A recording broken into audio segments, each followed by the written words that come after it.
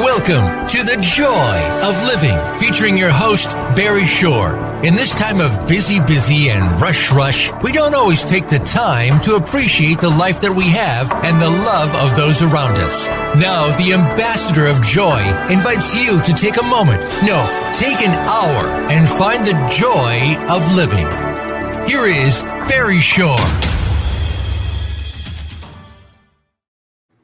Good day, beautiful, bountiful, beloved, immortal beings, and good-looking people. Remember, you're good-looking because you're always looking for and finding the good.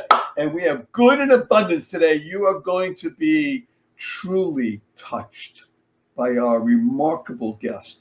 She is going to go deep into your soul and reveal to yourself things about you that will make you even more happy and joyful. But we're going to do it in a very painful way initially. So just get ready, because you have tuned into The Joy of Living with your humble host, Barry Shore. And everything you want to know about our guest is going to be at our website. You don't have to write down anything, you don't have to remember anything. Just lean in and let things flow over you. Go to www.barryshore.com, BARRYSHORE.com. And you have tuned in consciously and conscientiously today to the joy of living for one reason and one reason only. It's a great reason, because you care the most in the entire world about you. YOUEWE. And that's great, because when you care the most about you, you make the world a better place. When you're the best you make a difference in the world. And when you do this, you now become a catalyst for leveraging whatever you have in life in the good, the positive, the purposeful, the pleasant, and the powerful. Now, you tuned into this show, and I'm happy to tell you at the moment that you are joined by 352,613 people around the world, all listening, tuning into The Joy of Living with Barry Shore. Because you know that in this show, we discuss the three fundamentals of life. And when you learn these three fundamentals, you will be healthier and wealthier. And as Jack Canfield, the co-author of Chicken Soup for the Soul, said to me, who doesn't want that, Barry? When you live in joy daily, you'll be healthier and wealthier. And who doesn't want that, right? Now, the three fundamentals of life are, number one, life. Your life has purpose. And when you lead a purpose-driven life, you can go mad. Now, in this case, MAD is a wonderful acronym. It stands for make a difference. So you lead a purpose-driven life, you make a difference. And the third fundamental of life is that you can uncover the secrets and the power of everyday words and terms. Everyday words and simple. WWW. Ask anybody what WWW stands for. Invariably, they'll tell you it has to do with the internet. And factually speaking, they're correct. But in our world, the world of the positive, purposeful, powerful, and pleasant, WWW stands for, drum roll, fanfare, da-da, da-da. What a wonderful world. And what is a word, right? WHATA. What a wonderful world. And a tip of the hat, of course, and a thank you to Louis Armstrong, Satchmo, for enabling that song to go viral and touch not just tens or hundreds of millions of people, but billions of people around the planet. And whenever you hear that song, you can't help it. What do? Even the opening bars, right away, you begin to smile. Now, smile is one of the greatest words you could ever internalize, utilize, and leverage in your life, because smile stands for seeing miracles in life every day, every day. Now, invariably, when I speak to groups, and just before COVID, I spoke to a group of over 5,000 people in person. Remember, we'll be able to do that again soon, right? So as I'm speaking about seeing miracles in life every day and telling you my story, people raise their hands and they say, but Barry Shore, I've been here for hours where I haven't seen any miracles. And I asked them, are you here? Can you hear? Can you see? Can you stand? Can you walk? Do you have water, drink, food to eat, a place to sleep, family, friends? Every single one of those is a miracle. Now, what's the simple proof? Simple proof. 1 million people didn't get out of bed this morning. You know why? They died. By definition, if you're watching this, you're listening to this, you didn't. If you didn't, you're alive. In life, you have an obligation. You have an obligation to live exuberantly. Now, most people, we have over 300,000+ people that tune in every week. We're up to over 352,000 right now. We'll probably finish up by 360,000 people tuning in to the joy of living. And they do it because they understand my story and why I can speak about this. My story, for most of you who know, because we have over 300,000 plus every time, imagine the following. Standing up in the morning, hale and hearty, able to leap tall buildings in a single bound, and that evening in the hospital, completely, totally paralyzed. Yeah, rare disease, not from an automobile accident, not from a spinal injury. Rare disease took over my body. Never heard of it before, and I was left a quadriplegic. Nothing on my body moved. I was 144 days in hospital. I was 2 years in a hospital bed in my own home. I couldn't turn over by myself. I was 4 years in a wheelchair. See my hands? Not like yours, but hey, I got hands. 4 years in a wheelchair. I had braces on both my legs, my hips to my ankles. And that was progress. Thank God today I'm able to be vertical and ambulatory with the help of a 7-foot walking wand made for me by a Zen master. But I still can't walk up a stair by myself. I can't walk up a curb by myself. And I've helped 12 hours a day, 7 days a week. But you hear my voice. Positive, purposeful, powerful, and pleasant. Why? Because I've learned to see miracles in life every day. Still takes me 10 minutes to get out of bed in the morning, but I get out of bed. Couldn't do that for years. I got to tell you a quick story. My 8-year-old niece comes over to me a few weeks ago, and she says, Uncle Barry, can we spell smile S-M-I-E-L? And I thought about it. Smile sounds the same. I asked her, how come? She said, because then it would stand for seeing miracles in everyday life. Out of the mouth of babes. How wonderful is that? But why was she doing that? Because she wanted to create the kind of world that she wants to live in.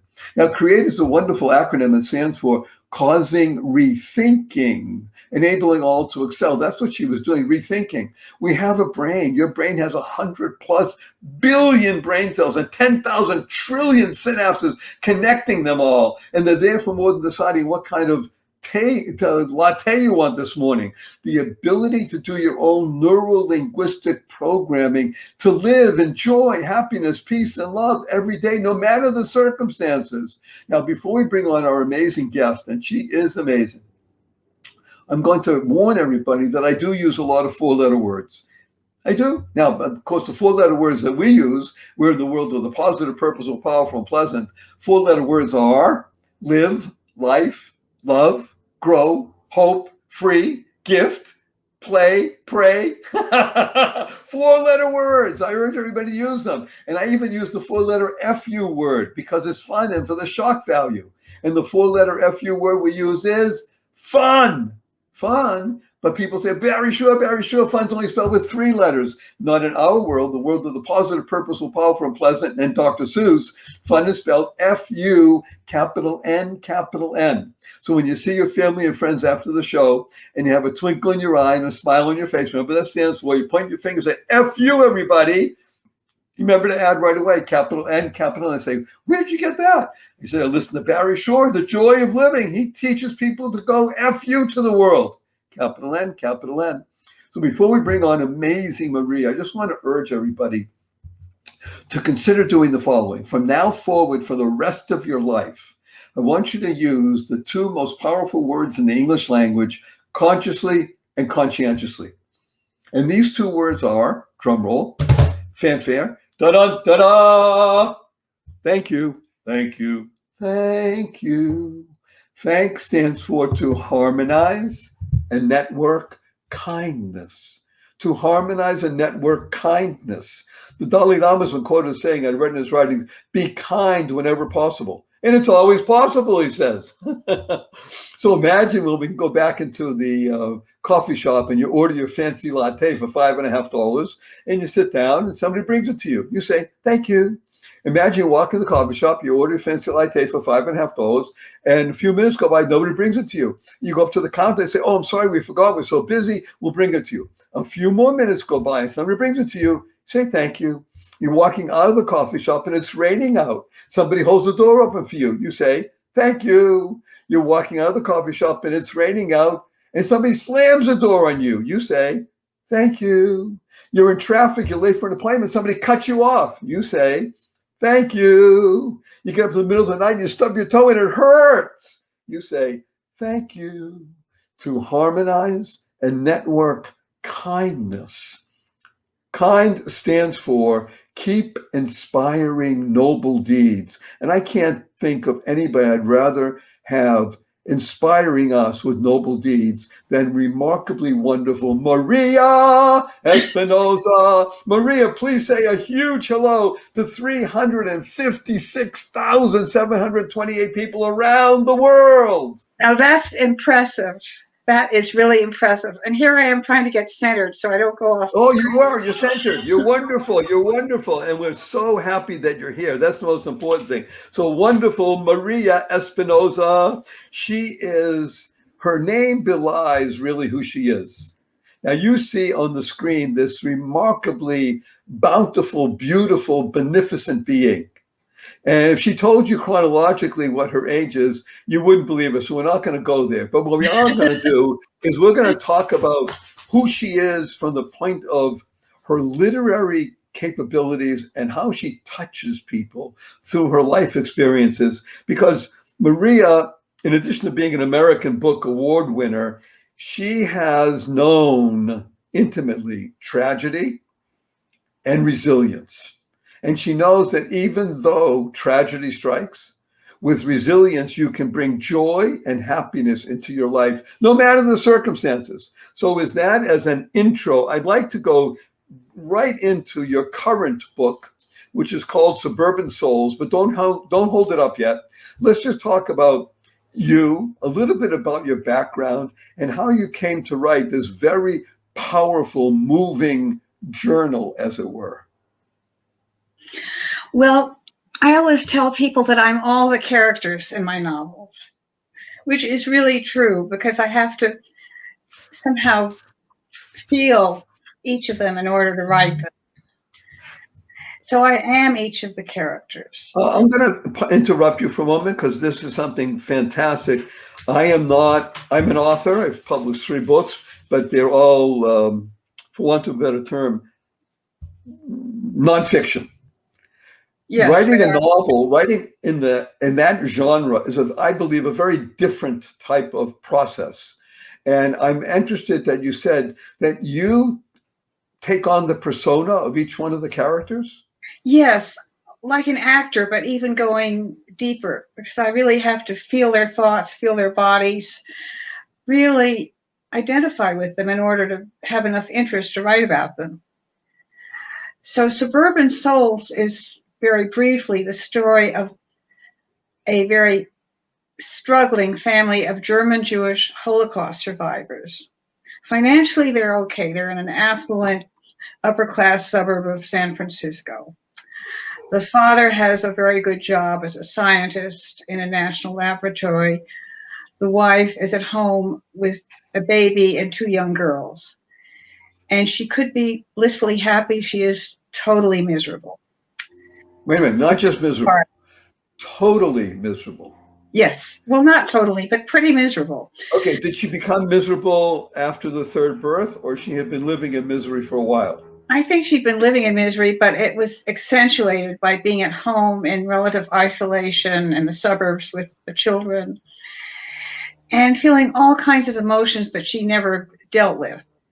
And had a very hard childhood, very difficult indeed. She barely escaped the German concentration camps. She and her aunt and uncle got out just in time.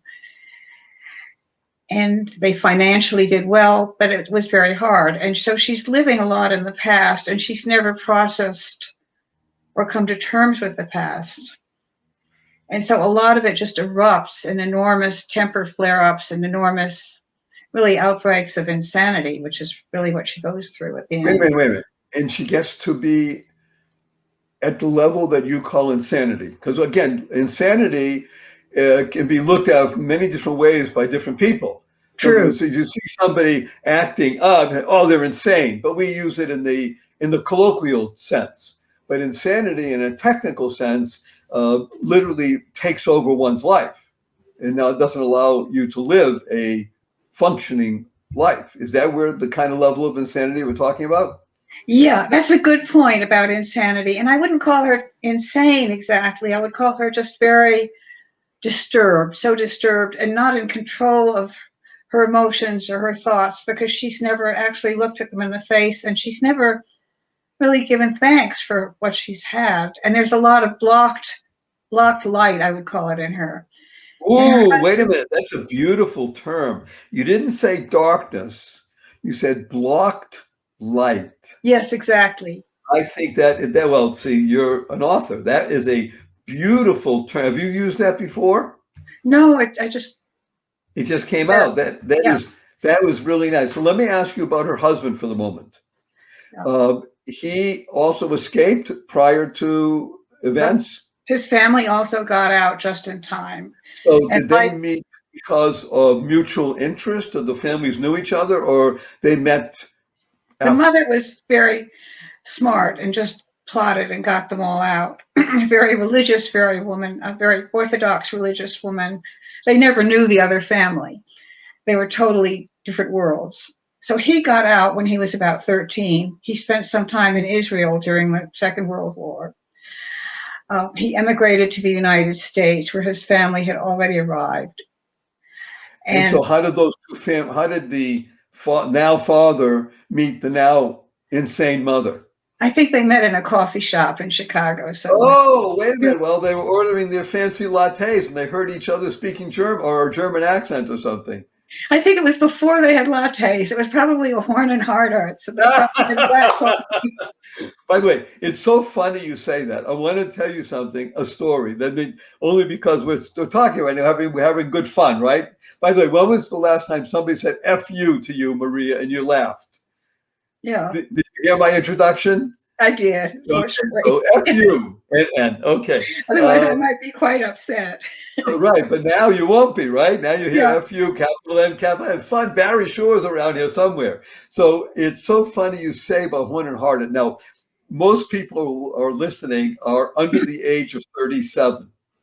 That's 80% of the people listening to us. So they yeah, have no idea what we're talking about from two perspectives. Number one, because it's a worldwide audience. And so outside the United States, they're saying, what are they talking about? And the second is people under the age of 37 have no idea what we're talking about, even though they live in the United States. So go and do a search for Horn and Hardart.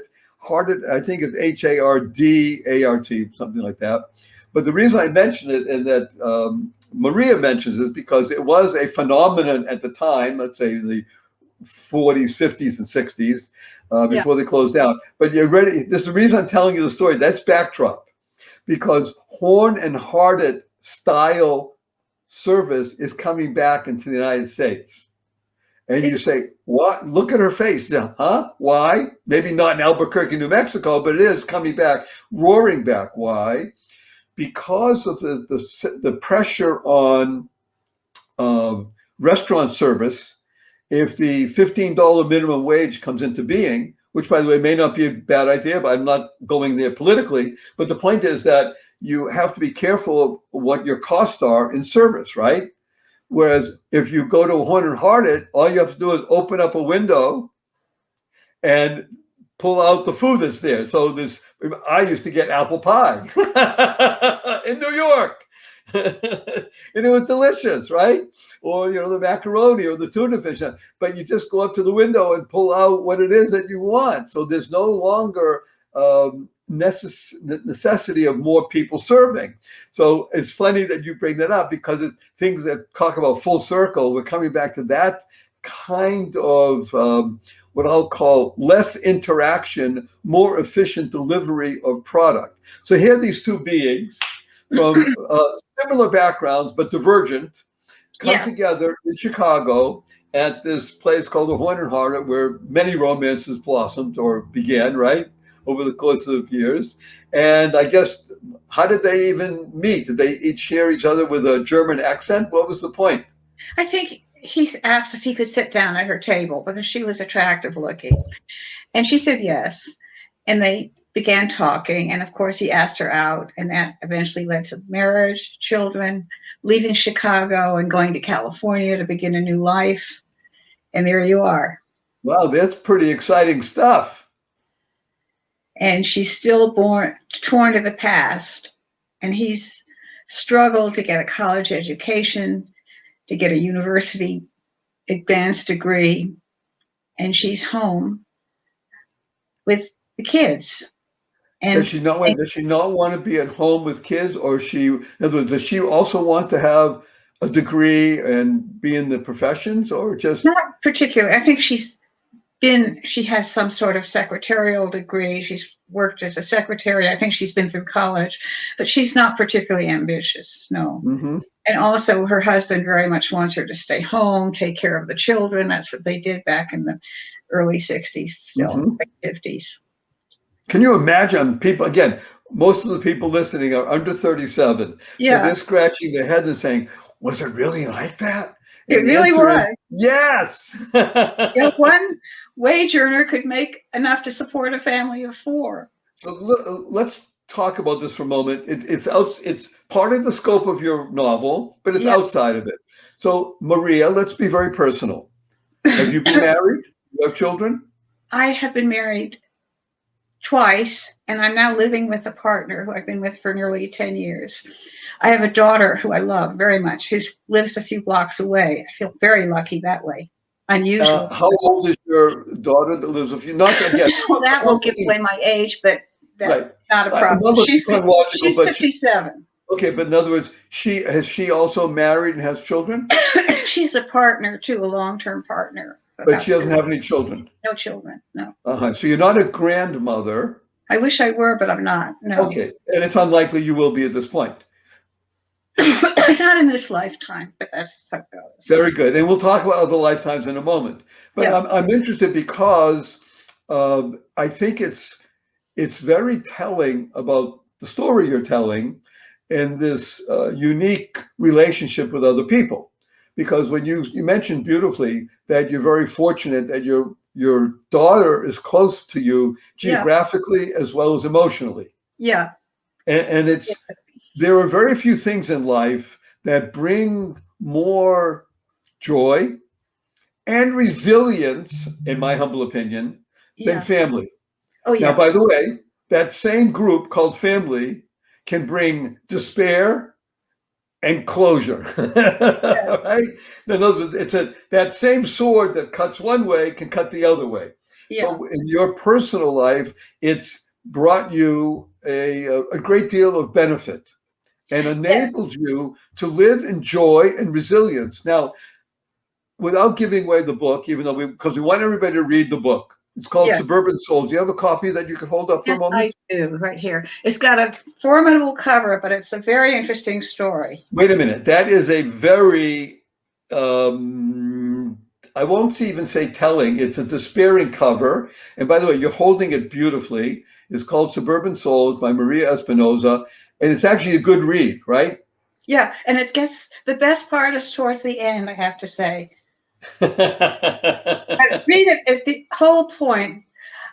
People who've read it said they couldn't put it down. Okay, so put it down for the moment. I know you can't put it down, but put it down for the moment. You see, she loves the book so much she couldn't put it down. Right. And because it is a story about redemption, let's be blunt. It's not a story about despair. No, it's about redemption through the children, actually, through the daughter especially. She has 2 daughters, and the newborn is also a daughter or a boy? The baby is a boy, but he's an infant, so he doesn't really count the story as being. Okay, but in terms of the relationship, it's a daughter, which mimics you. And is it the older daughter or the second daughter? Well, there are 2 daughters. The main character is the older daughter named Hannah. Hannah, with an H at the end? Yes. Okay, double H, double A, double N. Yeah. Aha, double N, you see? Yes. Double N, F-U-N-N. So you're a secret fun lover. That's very good. Let's talk about, if you be so kind, the dominant theme of Suburban Souls. What do you see as that unique thread or river that runs through it that is keeping people from putting it down? Well, first of all, what's going to happen next, and also perhaps a kind of fascination with what's going on with people, what is causing them to act as they do, and sometimes a slight shock at their actions, particularly Gerda's, who can really let loose. What's her name again? Her name is Gerda. And at one point, she dances on the front porch to a rock song, holding the baby in her arms precariously. And her husband comes home from work and sees her dancing, holding the baby, whom she could drop at any moment. And she yells out at him, "Hey, you never had like to have any fun. What's wrong with you?" And the girls, the two daughters, are standing there and just dumbfounded, not quite knowing what to do. But the good news is that Mhm. she's fully clothed. Oh, yes. Because in today's world, one might have thought she wouldn't be. She's Right. fully clothed. And what is her husband's name? Her husband's name is Saul. S-O-L. Yeah, S-O-U-L, Saul. S-O-U. S-O-U-L? Yes, Saul. Wait a As minute. Paul That's before he became baptized. Saul. that's his given name, S-O-U-L? That's a good old Jewish name. S-A-U-L. Oh, S-A-U-L. I thought you said S-O-U-L. No, Because I was looking, and I thought that might have been a play on words. Suburban Souls. no. Okay, so Saul. Wait a minute, he became baptized? No. I'm talking going back to the Old Testament now. Oh, Saul, very good. Okay, so he's Saul, and her we name have Garrett. and Hannah, but Hannah is sort of not sort of. She is the redemptive spirit. Is that fair to say? No, she's not. She's the one who causes redemption in others in terms of struggling against her, I'd say. She's the one who's a lost soul. She never made it. She's blocked the light, as I said. And Saul is seeking enlightenment in his own way by going to a psychic, by studying meditation. And he remembers that he had an ancestor, a great grandfather, who was a healer. And he tries to tap into some of that energy. Ooh, wait a minute. This is exciting stuff. By the way, what does Saul teach at university? No, he works in a laboratory. He Works in a laboratory. So in the lab, what is he researching? He's researching chemical elements, chemical combinations, how catalysts work, how they affect each other. Ah, so it fits his personality. In other words, you're telling me if he's seeking enlightenment, that's very in tune with what he's doing. In other words, the idea of mixing chemicals to get a response or a reaction to create something. Yes. In fact, he goes back in his memories to having studied alchemy in a past life. Oh, wait a minute. This is so wonderful. I happen to be a huge fan of alchemy. Really? Really true? May I tell you why? Why? Most people, if you hear the word, if they even know what it means, if you ask people who even know what it means, they'll tell you, oh, that's somebody who's trying to transmute copper or tin into gold or silver. That's what people think alchemists did. And it's true, but that was the ruse they used so that people wouldn't really know. The true alchemist was one who was seeking enlightenment. The ability, people who played with transmutation of metals, they knew they couldn't. And that really wasn't they were interested in. Sometimes they would get investors and just con people to get by and such like that. But the true alchemy of life is transmuting your being and to enable that light to no longer be blocked. You used that remarkable term. I wrote it down. I love it. I may use it again, Maria. The blocked light. You didn't say dark. The blocked light, because in each one of us, we have radiant light. We are light. That's who we are. We are energy. Am I correct when I say this? Oh, very much. In fact, I think about Blake, the poet, William Blake, about open the doors of perception to let in. So we're in simpatico, we're in tune. So the real key of alchemy is enabling the self to emerge, like Blake and like those beautiful pictures, that light that is in every single one of us by definition, by the way. If you are a human being, you are created not just in the image of the Creator, but with a spark of the divine. And by definition, only you can block it, and only you can unlock it. Am I right? Oh, yeah. And I think about the whole Kabbalistic theory of Well, just hold yourself right there. We're going to keep people on the edge of the seat because we're going to go to a sponsored commercial, okay? So just be right. We'll be right back with amazing, wonderful Maria Espinosa in just a moment or so because we're... Imagine the kind of place you would want to shop for your favorite fur baby pet. honestpets.co. Well, you found it. honestpets.co. Not .com, .co. This is your go-to spot for the best, the cleanest pet treats that exist anywhere on the planet. All of the brands go through a rigorous review to make sure they meet the high standards of cleanliness, health benefits, and naturalness. This site was started by a husband and wife team, and it's veteran-owned, and that care about pets, especially dogs and cats, and coming soon, bird treats. These are very nice young people who really care about making a difference because a portion of proceeds go to support veteran organizations with a focus on service dogs. This is the place where you want to go. You want to tell your friends this has the finest, yummiest, freshest, all-natural treats and stuff for your fur baby. So go there, honestpets.co. honestpets.co. Do it now. Good day, beautiful, bountiful, beloved beings. As most of you know, I am 72 years chronologically and recovering from being a quadriplegic. But now, to stay active, I swim 2 miles a day, 6 days a week. Hello. Now, you can imagine I know a thing or two about aches and pains. And until recently, I thought they're just part of the fact of life you deal with every day. But then I tried 100% drug-free Relief Factor. I've been taking their convenient packs 3 times a day, and I can tell you, I am feeling noticeably better.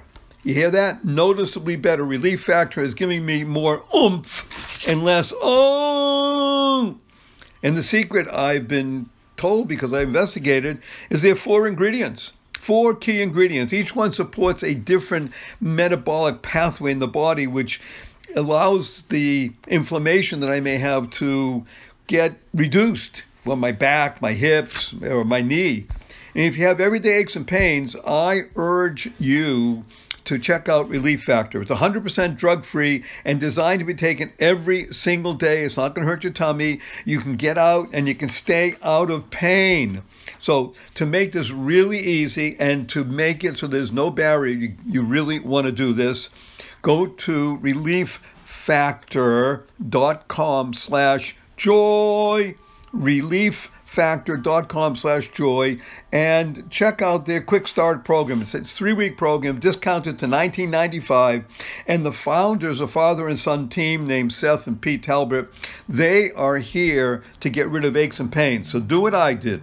Go to relieffactor.com/joy, order the 3-week quick start for yourself. You'll be glad you did. Good day, beautiful, bountiful, beloved, immortal beings, and good-looking people. Remember, you're good-looking because you're always looking for and finding the good. We have good in abundance. Her name is Maria Espinosa, and everything you want to know about Maria, you can find at www.barryshore.com. www, what a wonderful world, barryshore.com, BARRYSHORE. And we left you all on the edge of your seats as Maria was about to explain to us Kabbalistic insights into life. So before we do that, I just want to make mention to everybody, Maria is not just published as an author, a number of different books and such, but she's a poet, she's a translator, she's a teacher. She's been in so many different reviews and such. She is class itself. And I'm glad that we're in class with you.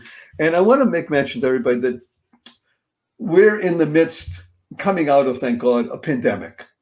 Now, the pandemic, if you look at the word pandemic, look at the first 3 letters, look at the last 2 letters of the word pandemic, and you'll get the word panic. Ah! Because that's where people have been. They've been panicking, corrosive thinking, more so than the threat of the disease. Yes, the disease is real, but it's the panic that people allow themselves to tap into. And according to the National Institute of Mental Health, mental illness in the United States of America, which, by the way, thank God we're blessed to have over 330 million people, but there are tens of millions of people who do suffer with some part of the spectrum called mental illness. Am I correct in that, Maria? Yeah, I know. It's hard. And I think it's a lot to do with the blocking of the light. Now, granted, some of it is certainly chemical. We talked about chemists. Yeah, Chemical imbalance. but we create the chemicals in our bodies too. We'll get there. I want you to talk about this. But there is a chemical imbalance that is, let's say, in a certain percentage, but it's a small percentage of people who do suffer with what we call, for want of a better term, mental illness. It's really mental health we're trying to get to. So share with us some Kabbalistic insights. Oh, my heavens. About transmuting literally copper or base metal into gold, and metaphorically translating the baser elements of the self into the higher elements of the self. But it also involves looking at the shadow side. And I think that Suburban Souls, my novel, looks a lot at the shadow side. And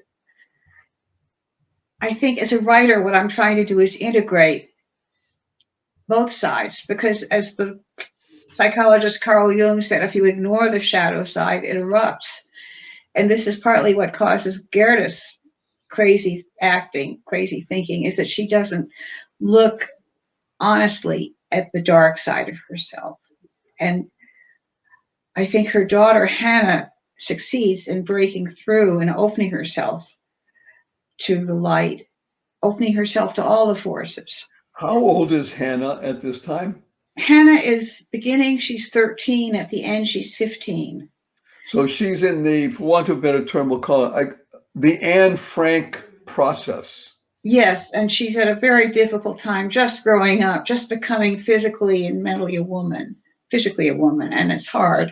And she's very sensitive, very loving. She feels her father and her mother internally fighting inside her. She feels her father's anger at her mother, and she feels all her love for her father, and she loves her mother very much, and she feels her mother's craziness in her. So she feels these two forces drive her to despair, really drive her to a deep place.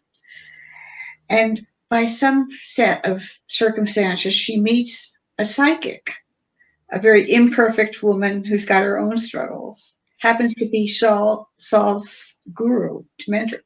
She finds the psychic, and the psychic, Shivaya, a Danish woman, takes Hannah in the dead of light off to a commune in the Santa Cruz Mountains, thinking this is the only thing that can help Hannah, who's at the point of suicide. Really, she's been standing by the railroad tracks thinking I should really just do away with myself because it's easier than going on. Well, Shivaya takes her to a Buddhist commune in the mountains. And there, with the tranquility of the mountains, the forest, the ocean nearby, the peace and the support of the people in the community, she starts to, how can I say, achieve some kind of clarity, find herself. I'm deeply moved by this, just hearing the story. Let me tell you the word health as an acronym, because I love acronyms. I love words. Health stands for helping everyone achieve life through happiness. That's what health is. Because when you become capable of understanding that you are a catalyst, as you say, for unblocking, removing the blockage of light that exists in other people, because oftentimes, let's be blunt, it's oftentimes more real for another person to remove one's block than for oneself, right? So the psychic, as flawed as that person may be, really may be the one that can move the boulder or the shade away and reveal this remarkably beautiful light that now energizes the being and enables health. So Yes. helping everyone achieve life through hope. See, hope, in my humble opinion, is one of the most powerful four-letter words anybody can ever use. Hope stands for helping others progress every day. That's what hope does. It gives one the ability to make it through another day. And if you make it through another day, then you have opportunity to let the light shine through. Is that correct? Yeah. Very Oh, much. oh, this is so beautiful. Tell us more about the tortured life. Well, let's talk about Hannah's younger sister. How old is she and what's her name? Her name is Esther. She's 2 years younger, and she's more stoic. She's really more guarded against the mother. She's not as close to the mother, and she's much closer to the father, very protective of her father and protective of the baby. So she's the rather stoic one, the most balanced of all of them, I would say. Now, And does her father, does Saul, reciprocate the love to Esther, or is he a stoic himself? he loves Hannah very much. He loves Esther very much. He has not he's not easily able to express his emotions, which is sad. But he loves all his children. He loves both daughters equally, I'd say, in different ways. And he feels sad because he's not able to express his love to Hannah in particular. He is able to express his love for Esther, and she's able to receive it. But for Hannah, he says, I love her so much, and all I do is yell at the poor kid, and I can't seem to help her. And I think that the hard part of the novel and the core of it that I wanted to get across, Please. or part of it, is people's difficulty in communication. Saul, out of sense of survival, just shuts himself off, does a kind of passive aggressive kind of move. And this drives Gerda just increasingly into a frenzy. Mm-hmm. The more he withdraws, the more she attacks. Mm-hmm. So it's a kind of a vicious circle, really. And I've seen it in so many families, so many relationships. Have you ever experienced it personally? Yes, I have. I mean, that's why I say that with great love. I didn't want to say it to attack you. I'm asking because. Oh yeah, I have on both sides of the coin. I've experienced Mm-hmm. it. Yeah. And that's a very difficult place to live, isn't it? It is. You want somebody to hear you, and you think they're just shutting you out, so you shout louder and louder, and they just go further back. So what's the way out of it? You have to say, okay, they are who they are. They're not going to hear me in this way. So I just have to let it go. They're not going to hear me. Sometimes that's the hardest part. So do Goethe and Saul divorce? No, at the end, they are separated. She eventually dies. Ah! Perhaps you killed her off? She dies in a car accident. Wait a minute, that was self-induced, or was it truly an accident? Well, she's just driving crazily and had an accident, not on purpose, but just driving. Well, yes and no. She was driving crazily. That's on purpose. Okay. Well, she was just in despair. Right, she didn't intend to die, but she did. She's trying to save Hannah from what she thinks is a terribly corrupt place, the Buddhist commune. She has all kinds of fearful images about the Buddhist commune. She wants to save her daughter. Oh. But actually, in dying, she actually saves her daughter. I mean, her death is a kind of sacrifice on another level to take her daughter's life. It's tragic, but that's how it goes.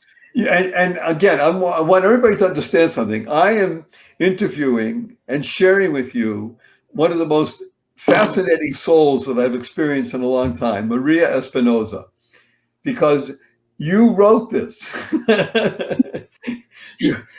I don't know how you slept at night, but you're writing this. I bet you there were some days you didn't. You just kept. When you write, by the way, I need to know this because you're an author. Do you write with a typewriter? Do you write with a keyboard? Do you write with pen and paper? Or pencil? All kinds of ways. I usually write longhand and rough draft, but then I transpose it to the computer. This is very important what you just said. Yeah, because the brain works slightly differently, I think, by hand and by computer. Yes. But sometimes it just comes out directly on the computer. Fine, but and the more skilled that you get and looking and know where the keys are and then keep writing, sometimes it spills out. But longhand is a wonderful process, isn't it? Yeah, it's just a totally different process for the mind and the body. Yeah. Oh, I'm just so happy for that we're doing this. This is wonderful. Okay, I'm going to ask you a pointed question. Usually, I'm going to put you on the spot. You hear this? Yeah. So get ready, kid. Maria, what is your most fervent desire? And you have 90 seconds only to answer. Oh my God. I think really the idea of spreading light through compassion, through joy, through just love, just spending, when I die, to feel that I've left light in the world. I think that's like what a wonderful fervent desire. Okay, with that, what I'm going to do, I'm going to envelop you in front of 362,000 people around the world. I'm going to give you a hug in front of these people. Then I'm going to give a blessing to everybody. So you ready I'll tell you what a hug stands for. Hug stands for harmonizing, unlimited giving. How do you like that? Okay. Harmonizing, unlimited giving. 1, 2, 3.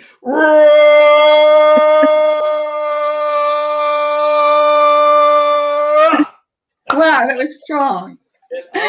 Hey, read my book. It's a really interesting story. Everybody's going to get the book, God willing. Suburban Souls. My website is my name, Maria Espinosa. All they have to do is go to my website. Everything about you is there. Good. Go to GaryShore.com. It's all about you, not about me. It's all about you. So everybody, our blessing, go forth, live exuberantly, spread the seeds of joy, happiness, peace, and love. Go mad, go make a difference. And remember, The Joy of Living with Barry Shore, BarryShore.com, www. What a wonderful world. Smile, seeing miracles in life every day. Or as my 8-year-old niece says, seeing miracles in everyday life. Create the kind of world you want to live in, full of light. Create stands for causing rethinking, enabling all to excel. Use 4-letter words. Love, life, grow, gift, free, hope, play, pray. And the FU word, tell the world, FU, capital N, fun. And use the 2 most powerful words in the English language 3 times a day, every single day for the rest of your life, consciously and conscientiously. Say, thank you, thank you, thank you. Thanks stands for to harmonize and network kindness. To harmonize and network kindness. Everyone you meet, and Maria's novel says it's true, everyone you meet is fighting a battle you know nothing about. Therefore, be kind always. Connect in nature daily. That's what kind stands for. Do that, and you will bring about the change in this world that we all want to see. Don't block the light, as Maria has taught us. Let the light shine through and be your own alchemist. Transform and transmute your very being into that which you are meant to be, which is a light bearer, a benefit to the world. Bring hope, helping others progress every day. And with that, we leave you, and we thanks to wonderful Maria Espinosa. Thank you. Everybody should get a copy of Suburban Souls because it will touch your very soul. Thank you, Maria. Best wishes. Make it a great one. Bye now. Bye. Thank you. Bye. Everybody, another remarkable session. We are just so happy that you're here. It is such a pleasure and a delight being with you. And we urge everybody, share this with at least 5 people. So we'll have over 1.5 million people around the world finding out about Maria Espinosa and her book, Suburban Souls, and her other books. Go forth, live the blessing, spread the seeds of joy, happiness, peace, and love. Bye now.